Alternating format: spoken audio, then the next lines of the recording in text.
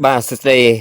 បងប្អូនទាំងអស់គ្នានៅក្នុងប្រទេសកម្ពុជាបាទហើយក៏សួស្តីទៅកាន់បងប្អូនផ្សេងទៀតនៅខាងប្រទេសជិតខាងដូចជាទៅខាងប្រទេសថៃជាពិសេសបាទប្រហែលជាបងប្អូនមួយចំនួនបានឃើញអំពីព័ត៌មានថ្មីមួយកំពុងតែ viral កំពុងតែផ្ទុះខ្លាំងមែនទែននៅក្នុងបណ្ដាញសង្គមតាក់ទងអំពី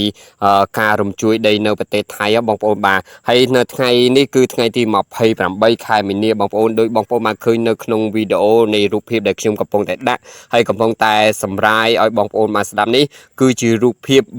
ទិដ្ឋភាពរបស់បងប្អូនផ្សេងដែលគាត់ធ្វើជាកម្មករសំណង់ក៏ដូចជាធ្វើការងារផ្សេងនៅក្នុងប្រទេសថៃបងប្អូនបាទហើយចង់បញ្ជាក់បងប្អូនថានៅថ្ងៃនេះនៅថ្ងៃទី28ខែមីនានេះគឺនៅខាងឯប្រទេសថៃគឺមានគ្រោះធម្មជាតិមកពីប្រទេសជិតខាងបណ្ដាលឲ្យរំជួយដីរហូតទៅដល់ប្រទេសថៃផងដែរបាទមិនថានៅសហរដ្ឋអាមេរិកទេបងប្អូនបាទធ្វើឲ្យរំជួយរហូតមកដល់ប្រទេសថៃបងដែរហើយការរំជួយដីនេះគឺមានកម្រិតរហូតដល់7.7 Richter បងប្អូនបាទការរំជួយកម្រិត7.7 Richter បងប្អូនបាទធ្វើឲ្យអគារជាច្រើននៅក្នុងប្រទេសថៃដោយបងប្អូនបានឃើញអញ្ចឹងហើយក៏មានបងប្អូនកម្មករមិនមែនតែជនជាតិបរទេសទេបងប្អូនបាទនៅក្នុងនោះក៏មានភាគច្រើនក៏ជាកម្មករដែលជាពលករចំណាក់ស្រុកចេញពីប្រទេសកម្ពុជាទៅផងដែរបងប្អូនបាទហើយមានជាច្រើនមែនតើជាពិសេសបងប្អូនធ្វើការតាមសំណង់បងប្អូនបាទគឺត្រូវអាគារបាទ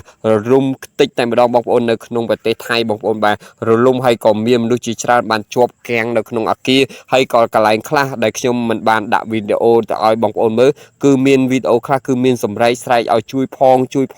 ជួយអញ្ចឹងនៅក្នុងប្រទេសថៃបងប្អូនបាទគឺស្រែកកំពុងតែស្រែកឲ្យជួយសម្រាប់ពួកគាត់ដែលកំពុងតែជាប់នៅក្នុងអាគារអញ្ចឹងបងប្អូនហើយការរំជួយនេះខ្ញុំចង់បញ្ជាក់បងប្អូនម្ដងទៀតគឺរហូតដល់កម្រិត7.7 Richter បងប្អូនបាទសូម្បីតែផ្លូវថ្នល់បាទផ្លូវគមនាគមន៍នៅក្នុងប្រទេសថៃបងប្អូនដោយបងប្អូនបានឃើញនៅក្នុងរូបភាពនេះចឹងបងប្អូនបាទសូម្បីតែផ្លូវថ្នល់ក៏មានរយៈបាទជា2ប្រេះជា2ដោយសារកម្លាំងកម្រិតនៃការរំជួយគឺមានកម្រិតធ្ងន់ធ្ងរមែនតើបងប្អូនបាទហើយកម្រិតការរំជួយនេះបងប្អូនបាទខ្ញុំចង់បញ្ជាក់បងប្អូនគ្រាន់តែជាកម្រិតរំជួយពីប្រទេសជិតខាងបងប្អូនបានហើយរៀលដាលចំហាយនៃកម្រិតរំជួយរហូតទៅដល់ប្រទេសថៃបងប្អូនបាទគឺសូម្បីតែអាមេរិកក៏រំជួយខ្លាំងដែរបងប្អូនបាទហើយដូចនៅក្នុងវីដេអូនេះបងប្អូនបាទគឺថានៅក្នុងប្រទេសថៃឥឡូវនេះកំពុងតែជ្រួលច្បល់ខ្លាំងមែនទែននៅក្នុងថ្ងៃទី28ខែមីនានេះបងប្អូននឹងស្រាប់ហើយប្រទេសថៃគឺជាប្រទេសដែលជឿនលឿនហើយសូម្បីតែអាគារក៏មានខ្ពស់ច្រើនហើយអាគារខ្លះគឺត្រូវរលំខ្ទេចខ្ទីតែម្ដងបងប្អូនបាទហើយអាគារខ្លះអត់ទាន់រលំទាំងស្រុងទេអលំមួយចំហៀងទោះបីជាការរលំប៉ុណ្ណឹងក៏ដោយក៏បងប្អូននឹងស្រាប់ហើយគឺមានការខូចខាតគឺអត់អាចជួសជុលវិញបានទេគឺត្រូវខ្ទេចខ្ទីទាំងអស់តែម្ដងបងប្អូនបាទអ្វីដែលគួរឲ្យសោកស្ដាយហើយអ្វីដែលគួរឲ្យយើងជួយរួមគ្នាសម្រាប់ការអធិដ្ឋានសម្រាប់ពួកគាត់បងប្អូនគឺមិនមែនមនុស្សតិចតួចទេបងប្អូនដែលជាប់គាំងនៅក្នុងអាគារបាទរហូតមកដល់ក្នុងគណៈពេលនេះមកដល់ក្នុងរយៈពេលម៉ោងនេះគឺអត់ទាន់មានព័ត៌មានច្បាស់ការផ្លូវការណាមួយដែលបញ្ជាក់អំពីការរងគ្រោះសម្រាប់ប្រជាជនឬក៏ចំនួនមនុស្ស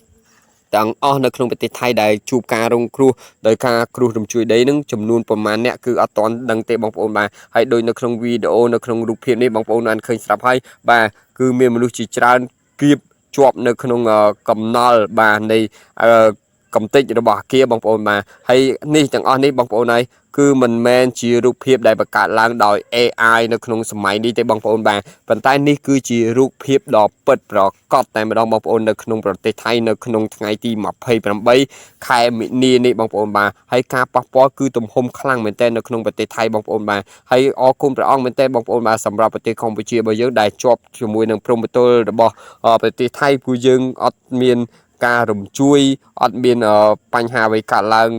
នៅក្នុងប្រទេសរបស់យើងទេប៉ុន្តែអ្វីដែលគួរឲ្យអាណិតគឺប្រទេសថៃទោះបីជាប្រទេសរបស់យើងមានចំនួនខាងព្រំដែនក៏ដោយប៉ុន្តែមនុស្សជាតិទាំងអស់នៅលើផែនដីគ្រាន់តែជាមនុស្សដូចគ្នាអញ្ចឹងយើងត្រូវតែចេះចែករំលែកគ្នាទៅវិញទៅមកអំពី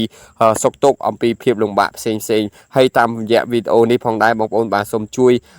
អធិដ្ឋានបាទសម្រាប់បងប្អូនជាគ្រីស្ទៀនសូមជួយអធិដ្ឋានសម្រាប់បងប្អូនផ្សេងទៀតជនជាតិបរទេសផ្សេងមិនត្រឹមតែពលករខ្មែរទេក៏មានឡាវក៏មានភូមាមានអ្វីផ្សេងទៀតដែលធ្វើការនៅក្នុងប្រទេសថៃសូមឲ្យព្រះបានការពារនិងថែរក្សាទៅដល់ពួកគាត់ទាំងអស់គ្នាឲ្យមានសុវត្ថិភាពហើយក៏កំសាន្តចិត្ត ទៅដល់ក្រុមគ្រួសារអ្នកដែលមានបញ្ហានឹងអាចប៉ះពាល់ដល់ការបាត់បង់ជីវិតហ្នឹងសូមឲ្យព្រះបានកំសាន្តចិត្តពួកគាត់ផងដែរអរគុណបងប្អូនអរគ្នាវីដេអូមិនថ្មីទៀតនឹងមានការអាប់ដេតបន្តទៀតខ្ញុំនឹងធ្វើការអាប់ដេតទៅកាន់បងប្អូនអរគ្នាឲ្យដឹងអំពីទិន្នភាពអំពី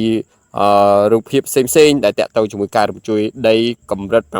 7.7 វិកតើនៅប្រទេសថៃនេះផងដែរអរគុណជួបគ្នានៅវីដេអូបន្ទាប់ជម្រាបលា